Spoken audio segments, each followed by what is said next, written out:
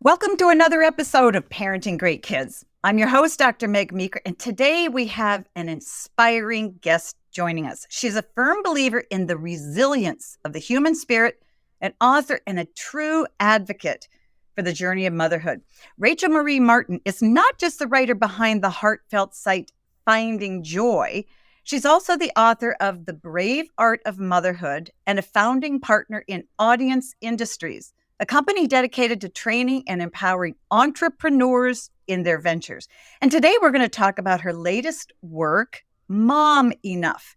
This book is a beacon of encouragement for moms everywhere, and it's drawn from Rachel's personal journey through heartache, self-doubt, and the myriad challenges that come with motherhood. And with over 40 letters of encouragement, she reaches out from one mom to another, affirming that every mom is mom enough. Rachel, thanks so much for joining me today.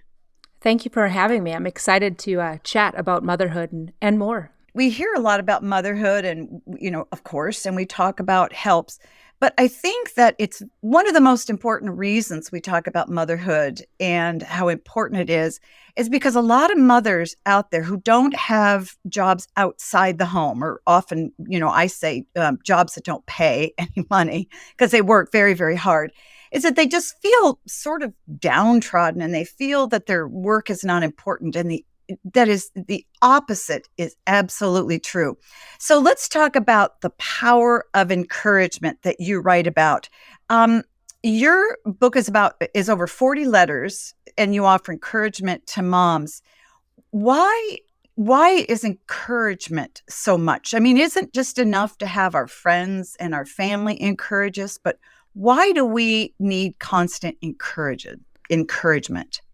Well, what's interesting about that is, so I've been writing online since pretty much online was an online thing. And what's interesting is the world seems like we're more connected, right? But moms would email me and they feel alone. And encouragement to me it's really about seeing the stuff that we do behind the scenes. And we oftentimes, moms will think, well, it doesn't even really matter. It's just what a mom does. They attach that little 4-letter word there about just. And the encouragement part is there are some days of motherhood. I can think back to many of my own where you are just thinking, it's the same thing. Does this really matter? Does anybody even care that I'm doing this? And for me, when I felt that way, I thought there's got to be another mom that feels this way. And then over the last 10 years, it's come in and developed into millions of moms that have said, you know what, me too. I feel this way. And the encouragement part, it's really about not being alone. And I think that's the hardest part of motherhood is sometimes we feel alone in the journey, even though it's a really digital motherhood journey right now. Compared to when my oldest was young, that was in the late 90s, there wasn't this kind of constant barrage of information. And I just wanted to be this voice that cut through it all and said, you know what, you're doing a great job. I think that one of the things we struggle with as mothers and as grandmothers, because I'm a grandmother now too, is that you spend so much time alone. You're told you're not alone because you're on a screen, you're on Instagram, and you're chatting with friends. But that doesn't satisfy. It's not a deep connection. You need to be touched. You need to be hugged. You need eye contact. You need someone to be able to read your facial expressions if your eyes are welling up with tears. And you can't do that over the internet. So I think you're absolutely right. I think that we women and men as well are born with a need to be face to face with people. And, I wish that with our listeners, we were all sitting around a big, huge table and, holding hands or sharing coffee or cookies or whatever, just saying, you got it. It's okay. You talk a lot about discouragement in the book. And one of the chapters you have, which I love, is you are not failing. And it's in a section of your book called Discouraging Days and Breathe. Why do moms need to know they're not failing? Let's just go back to the online world. Is we all know it's a highlight reel. Like we could talk about it and share about it, and we know that it's the good stuff. And I'm always saying, share the good stuff. But there's not a lot of we all have the bad days too. We have those days where it's the littlest thing that pushes us to the edge. And that feeling of failure, I've dealt with it on my own motherhood journey. Like I'm just failing. I can't do this. And I think part of it is when there's no like manual. There's no, okay, this is how you do it. This is how you figure it out. It's just a lot of motherhood is being a rookie the first time at everything. And we don't have that little bit of grace that we need to give ourselves. I've learned it the longer I've gone through my motherhood journey. But I also know that those days when I feel like it doesn't really matter, those are the days where it's discouraging. And as a writer, I always wanted to meet the person. When you said like talking at the table, I always think if I'm sitting across from the table from somebody, what would I say to my friend? And that's how I would write, because I know that there's this great value of somebody saying, listen, I hear you. I'm with you in that empathy part. And then I never wanted to leave somebody thinking, well, let's just stay kind of mired in this hard part. I wanted to leave moms with that moment where they're like, you know what, this does matter and I can do this. And that's powerful. You're absolutely right, because I think back to when my kids are young, there were some days I just wanted to run out of the house and go away. And I remember my kids fighting, and it really drove me crazy because I grew up in a home where there was a lot of yelling, and it pushed all of my buttons, and it made me feel like, what is wrong with me? I can't get these kids to stop fighting. If I were just a better mother, they would be more peaceful. They would talk to each other more kindly. And now they're adults and they say, yeah, Mom, we did fight a lot. I'm really sorry we fought so much. But I'm like, well, look at all the gray hairs. But, I think that so many times as mothers, we feel that we're the only one who's failing our kids. We are discouraged. We are doing it wrong. I personally got off Facebook from my personal Facebook because, and I have a pretty decent self-esteem, it was too discouraging. I saw my friends with their kids and their grandkids who are all dressed up and they're on the beach in Florida, they're on the beach in Hawaii. And I'm sitting here in like a pile of snow going, what? And I think that we get so discouraged and feeling like we are alone in messing up. Talk to us about a time when you felt you were alone in messing up. Well, I can think of many times. I think going back to even that thought is when you said I wanted to run away, that kind of feeling, then there's that layer of guilt on that. Oh my goodness, yeah. I shouldn't feel guilty about this. I'm a bad mom. I'm a bad mom because my kids are fighting, and now I'm a horrible mom because I hate my kids because I want to leave. And I want to run away. Yeah. I always I tell moms, the eat, pray, love, where she escapes to Italy like that. We don't have to do that. Yeah. But I can think of many bad days, or those days where you get the call or the email from the school, and it's really easy, at least for me, to take it on like I'm not doing a good enough job. If I was a better mom, I wouldn't get this. And it could be even late homework, something simple. Yeah. But then I would take it on as like identity, forgetting the fact that I am not raising little robots. They are humans with their own emotions and their own decisions and their own thought processes. And it's my job to walk beside them. And yeah, there's going to be days where I'll tell them, I'm like, what in the world were you thinking? But they know weren't. I still love them. They weren't. Right. No. Yeah. No, I'm like, you guys, come on, get it together. But I've just learned, like, they need me to show up no matter what. They need me to be that constant. And even in those most discouraging days, like if I think back to a time where I was kind of back and forth with a teenager in the morning, and that teenager who was really irritated at me needed me to pick him up from school because he wasn't feeling good. And he was great at that moment. The smile he saw me when he was sitting in the nurse's office and I was in the school office was priceless, because at the bottom of it, they push back because they know that I'm going to love them no matter what. And this is their safe space. That's what I remind moms all the time is that's just tremendous amount of pressure for them too.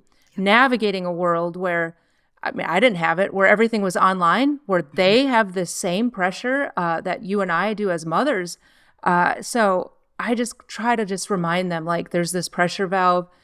We're respectful. Do you need just time? Like, it's okay. Just take a little bit of time. Yep. Absolutely. Why do we feel so guilty all the time, moms? I've wondered about that a lot. I've actually wondered, like 1,000 years ago, did moms feel guilty? And I would tell myself, I actually wonder, like, I don't know if they did the way we do. I think we feel guilty if we're privileged to, like, we live in a society where we have that time. We have to acknowledge that part of it, that we have that space, because there are a lot of moms that don't have that space. And sometimes that guilt comes in because we have time to self-reflect. I know that when I was in Haiti, I wish I'd had more of a conversation with the moms there. Like, do you feel guilty about this? Like, it probably doesn't matter all the things that we put pressure on ourselves on. And that's where I think it's important looking at our lives, like recognizing that we have these opportunities that some people don't have, and being aware of them. And it helps temper my feeling of, like, you know what, maybe I don't need to get stressed out about this. Maybe I don't need to feel guilty about this, because this is something that, because of where I live and what I get to do right now, but that not a lot of people have. And it's just, I want to have that awareness, because in the end, the matching Christmas stuff, or all the stuff that we put pressure on ourselves, going to Disney World, all that, it really doesn't matter. What really matters is showing up. I think sometimes for me as a pediatrician, I've listened to thousands of kids over the year, and I have the wonderful benefit of having heard what kids say about their moms. And what they want from us is so simple. They don't care about the stuff they care about. They want their mom to pay attention. They want their mom off their phone. They want their mom to be available and pick them up at school when they're feeling horrible. They want their mom to have their back when somebody's mean at them at school. And I think a lot of times, I feel that mothers are very competitive, and not overtly. We don't necessarily know it. But I think there's a sense where we look at our friends and we want our kids to have the opportunities our friends' kids do, which usually our friends' kids are doing different things than our kids are doing, because there's so many opportunities. And I wonder if there's a sense we feel like we need to kind of keep up with our friends because we don't want our child to fall behind. Can you talk about how important it is not to get stuck in the trap where we're feeling that our kids and our parenting needs to measure up to our friends' kids and their parenting? Yeah, I would love to. As a mom of many kids, I can tell you they all learn to read, which you probably know just as well. They learn to read. At different ages, they learn to ride a bike at different ages. There's no set system. And yet, I really believe that abundance of information that we have right now makes us feel like there's a set, like a rhythm that we have to do, or a set thing. But you'll make a choice, and the second you make that choice, there's another choice that will pop up. I always tell moms too, like, let's just think about a pacifier. You can go into Target and there's an entire row of pacifiers. It's overwhelming. From. Yeah. Right. And then you choose one, and then your friend says, we don't use pacifiers. So then there's all of a sudden this competition. Right. You're like, well, maybe we take it on, like, well, if she doesn't, is there something wrong with me? Yes. And I just want to say, every one of us, like, I know every one of my children had a different path. And to look at our friends and to look at other people as, hey, that's a cool option, but it doesn't necessarily mean we have to do it. And it's almost like there's this pause in between. And instead of reacting to, shoot, I should do that, we should play soccer, we should go do all that, it's stepping back, looking at your family, and really looking at each child. I have kids that love to be busy, and I have kids that they love to be in their room and reading a book or coding on the computer.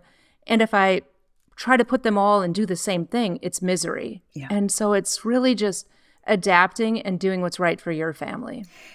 I love that, because I think that when we respond to what our friends tell us.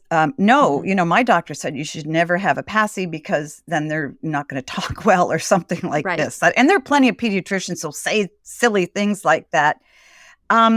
And what we do then is we feel, gee whiz, maybe I shouldn't use a passy or whatever. And eventually that anxiety spills onto our kids because as they grow, if we're constantly questioning, should I feed you this? Should I not feed you this? Oh my gosh, I feel so guilty because we went to McDonald's on the way home because I'm exhausted. It's 8:00 at night.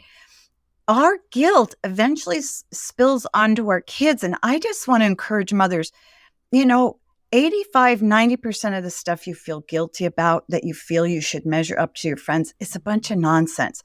Personally, I like passies. Personally, I don't worry about when kids give up a bottle. As long as I don't sleep with them in their beds.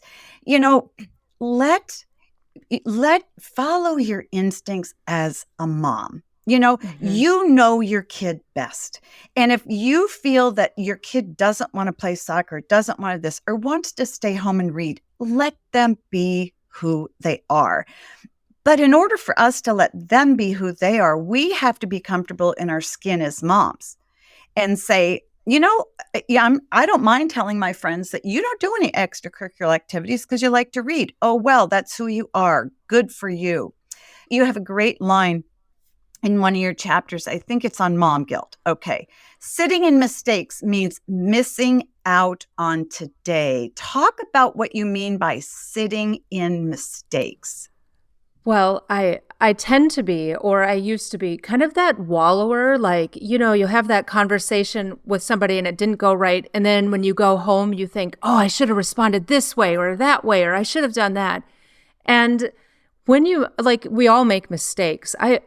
I've made enough of my own mistakes, but if I sat and thought about it and dwelled and thought if I had only done this and instead of living in the now, I'm living in the past of what was. And then I'm missing out on this opportunity, the opportunity to learn from the mistake. Yeah, there's stuff that I've learned, not going to do that again, or I'm going to do that. But if I'm sitting in the past and dwelling on it, and as someone that's dealt with my own anxiety, it can be easy to start going in that thinking process. But I've learned then I'm missing out on the really, really simple joys of today. My oldest kids, they have the same stories. They'll tell you, they'll write Mother's Day cards and it will say, I loved playing cards with you at the lake. Yeah. I loved it being in the garden. It was these really simple things. It was never the big things. And none of them ever wrote, I'm really sad because we never went to Disney World. Oh, none of never. them had that. Or right. the size of the house you had, or what kind of bedspread. It's very interesting. I've seen a phenomenon where, as parents get older and they have more money and they buy a bigger home, very often kids don't like that. Kids don't like to sleep, younger kids, I'd say under 12, don't like to sleep in a bedroom far away from their parents. And so parents will be all excited because they got this big new home, and kids are like, I just don't really like that. I kind of like sharing a room with my brother. And so it's very interesting. The things that we feel that we're doing well for our kids, i.e. getting a nicer home or pool in the backyard, really don't matter to them. I love in one of your chapters, it's called Mom, Mom, Mom. Mom, I have a question. Mom, can I have a snack? Mom, can you help me? Mom, I need you. Mom, Mom, Mom. And I remember saying to my kids at times, Mom is not a swear word. Talk to us about how we deal with the constant pressure of feeling needed all the time. So it's interesting because my youngest now is 14. So when I think back to that letter that I wrote, the mom, mom, mom, I just picture the Grinch, the noise part. And it's not that noisy in my house anymore. And I wish I could, you do the best you can. But for me in that time, it was almost accepting that this is a noisy season versus trying to change it, or accepting that when you have toddlers, you're really just chasing them, keeping them alive. Like, don't touch the stove, don't go in the street, don't do all of that. It's like the job. And it's almost being willing to say, this is what it is now. And while it was noisy then, Now my house is like, sometimes I don't see the kids unless the Wi-Fi goes out. And then all of a sudden they're like, hey, they emerge. Like, hello. We have a sign in our kitchen that says, if you feed them, they will come. So That's right. we know that. And so it's being willing to embrace this season that you're in and not comparing seasons. I will tell that to moms over and over again, is they'll have little kids. And I'm like, you just can't compare to me right now when I have a 14-year-old. Like, they pretty much know they don't have little toys. We don't have stuff all over the house. And I can remember when they were young, just wanting everything neat and tidy and wanting it like that. But again, these little 3, 4, 5-year-olds, they did not have the same goal. And I just had to be willing to be like, okay, this is the season, and giving myself grace for that. And then knowing the things that mattered. I knew that I loved it if the kitchen sink was clean or the kitchen counter was clean. And I would I would create these little sacred spaces so that I would have that moment of breath in it was a very chaotic world for me when they were young. Mm-hmm. How many kids do you have? I have 7. 7. Mm-hmm. Mm-hmm. So what's the oldest to the youngest? What's the age range? So I have, my oldest is 27, my youngest is 14, and then I've gotten remarried, and I have 4 bonus ones too. So right now in the house, we have 5 or 6 that are living with us, and Awesome. it's busy. It's, and moms will compare too, like, oh, I could never handle that. And I tell people, you do the best that you know with. When I had 2, it was just as overwhelming as when I had many. And it's not like when I had many, like, well, I'm just not going to take care of you today. Like, you deal with what's on what you have, and you make do. You absolutely do. And I think that, sometimes I would feel like, well, I'm getting numb. We have 4, they're all grown, and now we have a bunch of grandkids that are around us. Talk to us about how we as girlfriends and how we as mothers of our adult kids raising children, what are things that we do that make life harder, and what can we do to make life easier? Because I find myself I have to be very careful about not saying something that I think is helpful that really is hurtful. Like, you know what? I really don't think you should be feeding her Cheetos right now. Cheetos are really bad food for her. Right. My daughter knows that. And so talk to us about ways that we grandmothers and we women friends can affirm our friends as mothers and our daughters as mothers. And what are the mistakes we make in making them feel worse than they may already do? Because a lot of times we do it, we don't realize we're doing it. Yeah, I really believe it's that level of a little bit of awareness, that stepping back, that I try to remember what it was like. My sister has 3 young kids, and I just know that for her, she just needs that friend. She just needs somebody maybe just to do the dishes, or to sit with her and drink coffee, or to say to her, you're a great mom. I had just visited my family in Minnesota, and when I came back, that was the text, like, you're a great mom. I just wanted her to hear it, because especially when you have young kids, you don't hear it. They I love you, Mom, I love you, but our kids, you just sometimes wonder, like, does it really matter? Like, what am I doing? So as far as what we can do, I always, to me, the best things that have happened are when my friends have just shown up and helped out. That's huge for me. Or without the judgment. There's kind of like, I remember going through a divorce, when I was going through my divorce, and my best friend Maria just showed up at my door with cleaning supplies in hand and walked in. She knew that if she had texted me and said, hey, can I help clean? I would have said, no, I'm fine. Yeah. But she knew, she had the courage, I would say it's courage and bravery, to put herself on the line, to come over, to come in and just do it.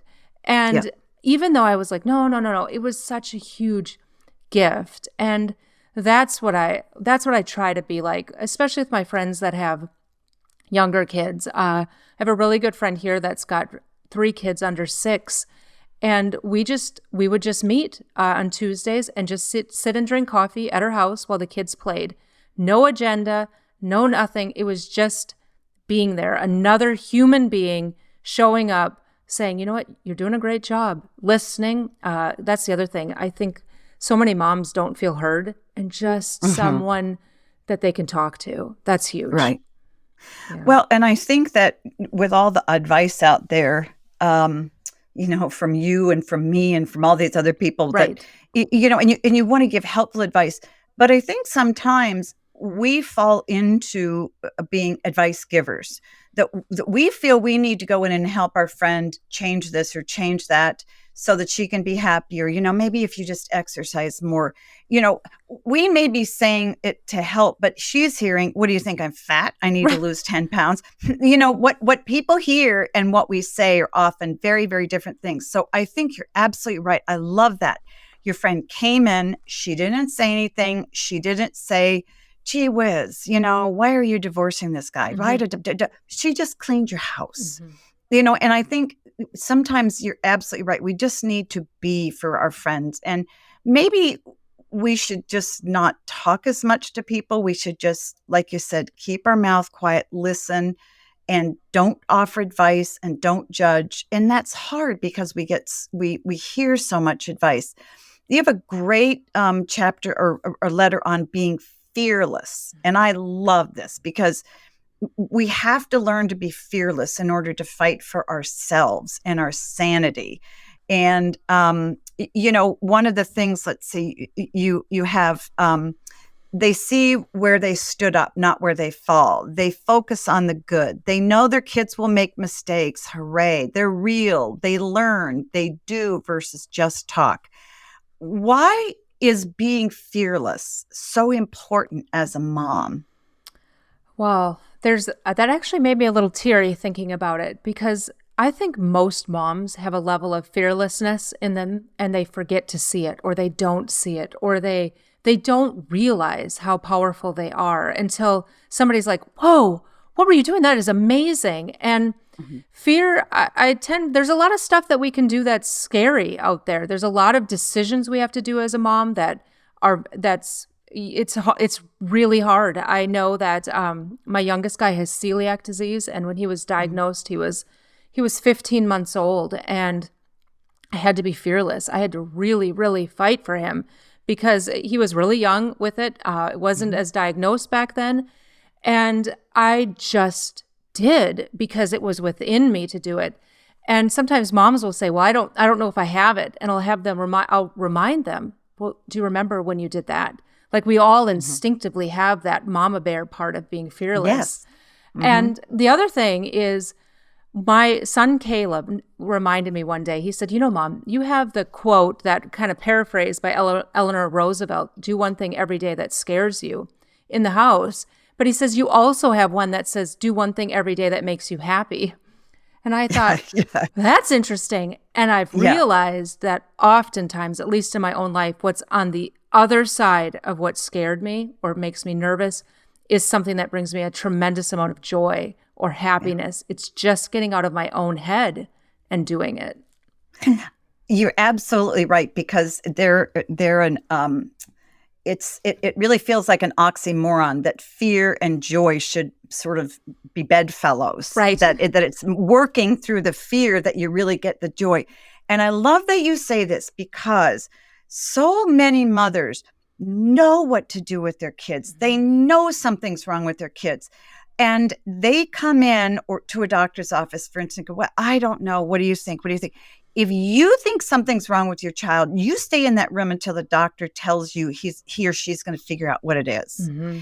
Because so many times mothers back down. There's a lot of self-doubt. Gee whiz, maybe I'm not making the right decision. Maybe I shouldn't send my kid to that school. Maybe I shouldn't do this.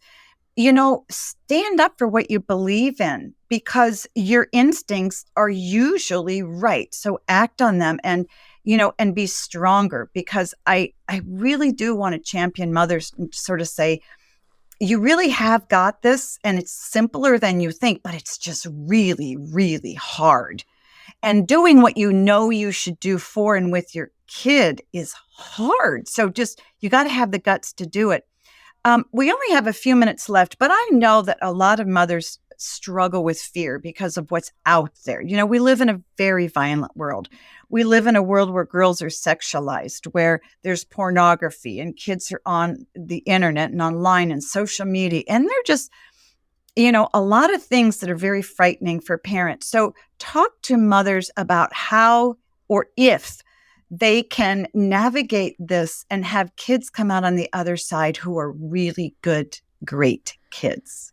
I would say the number one thing is having a conversation. My kids and I always have a dialogue about what's happening, about school safety, about all of that violence, because it's a lot for them. It's a lot of dealing with and understanding. And I think that today's world, we are aware of the violence and in a very, just like we're aware of everything that's good because of social media, we're also extremely aware of everything that's terrible at the same time. And I want to be aware, but I also don't want to be living in fear. So I'm very selective. I will get the news that I need and I will learn what I need to learn, but I will not allow myself to sit there, because if you sit in fear or you sit in all of it, then it just perpetuates onto the kids. They're nervous. They're afraid. They don't know what to do. And so we have a lot of dialogue. We have a lot of conversations about what's going on in the world or what's going on at school and safety and just even with raising my daughters, what it's like to be a confident woman and do all of that. And I really believe the more you open the dialogue and talk about stuff and talk with them, the better it can be. It's when it's hush, hush, we don't talk about that stuff, where then it creates the fear. It creates more of a fear or a curiosity to figure out what is so bad that no one's talking to me about. And I think that curiosity can lead them down into a rabbit trail. So, my kids all know this growing up with the phone. Like if I say spot check, they just hand it over. Like if they were to stall, I'd be like, I don't think so. What is going on? Like there shouldn't be a need, but it's just developing that kind of that mutual respect as they're growing older. Like my job isn't to keep them under my roof forever. It's to gradually release the hand and let them fly. And that means like having the hard conversations and talking about internet safety and talking about what's going on in the world and, just being willing to listen, really listen to them, just like we want to be heard. I think that our kids, going to school, they're told, do this, do that, do this, do that. And they're just told stuff and they just want somebody to listen to their perspective. And to me, sometimes that's the greatest time of the day. I have an 18-year-old that will always come out about 9:30 and he'll just start talking. And if we're watching TV, pause and we'll just sit and then wait. And we're not like, whatever it is. And sometimes it's random things. And then after about 15 minutes, he will stand up and then just walk back to his room. And I cherish that time because it's a time where he feels comfortable, probably getting a snack, but wanted to chat. Yeah. I love it. I love it because, my kid's senior year in high school was my favorite year with them. People say, oh, teenagers. I said, stop it. Yes. The teens are great because you can have great conversations.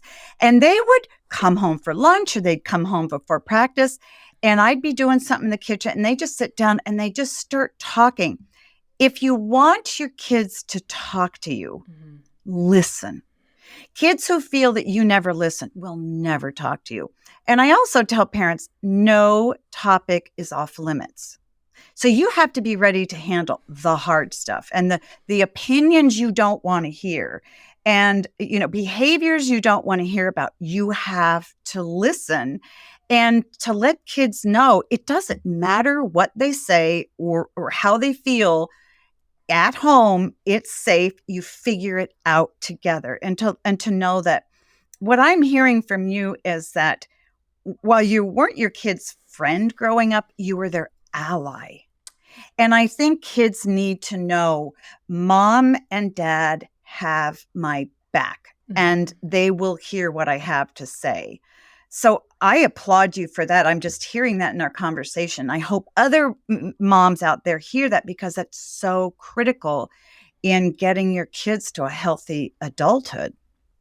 Yeah, thank you. I would say I really am their advocate, their ally. I will sit in a too tiny chair in a school classroom and talk to the teacher and be their advocate, because that's what they need us for sometimes. They need when they come to us, for us to be like, all right, let me hear, let me understand, and then to help them navigate that journey, to move forward. And I know, even my older kids now, the 27, 25, and 22-year-old, I know it's the same thing. Sometimes they'll call just to chat, but there's other times where they're like, can I just talk? And I'll just listen. Yeah. And don't feel, this is something that I really struggle with, and maybe other mothers do too. You feel panicky, like, I've got this conversation, this kid is talking to me, I better tell him something. It needs to be a life-changing moment. Right. I need to teach him something. You don't. You've got plenty of years. Plus, what you want to say in that lesson, your kid already knows about. Mm-hmm. My son will say, Mom, you don't need to repeat yourself. And I think, I do. Yeah, I do. Because you didn't hear me the first 5 times. And particularly with boys, you don't need to go over and over it. They get it. Well, this has just been delightful. My guest has been Rachel Marie Martin, and her book is fabulous. It's called Mom Enough. And she has a wonderful site called findingjoy.net. So talk about, if you would, well, first of all, thank you so much for coming on. I've learned a lot, and this has been really fun. How can people find out more about what you do? And if a mom out there is struggling with a 2-year-old or a 20-year-old, how can they find you, and what do you have to offer them? So most people find me on Facebook, actually. I have a Facebook page. It's Finding Joy blog. If you type that in, you'll find me, and you'll see my site and my work there. Also, findingjoy.net is the other spot. And I have been writing online for 12, almost 13 years now. So I've really done the gamut from when they're babies to letting go. Yeah. And it's hard. Mm-hmm. But I love it because it's grueling. But like you said, on the other side is so much joy. And I often tell parents, the payoff, well, is when you have grandkids. Right. But hopefully there's a little bit of a payoff before that, because what I experienced is, you go through this and then your kids hit their mid to late 20s, and all of a sudden they're starting to understand that you really had their back, and maybe you made some good choices for them. And if they turn around and say thank you for one thing or another, that's very, very rich. Mm-hmm. And we can all get to that place. Rachel, thank you so much for the work that you do. Keep it up. And I know it's hard. And if there's any mom out there, which is probably every single one listening, who needs some encouragement, please get a hold of Rachel's book, Mom Enough, and check out her Facebook page. Thanks, Rachel.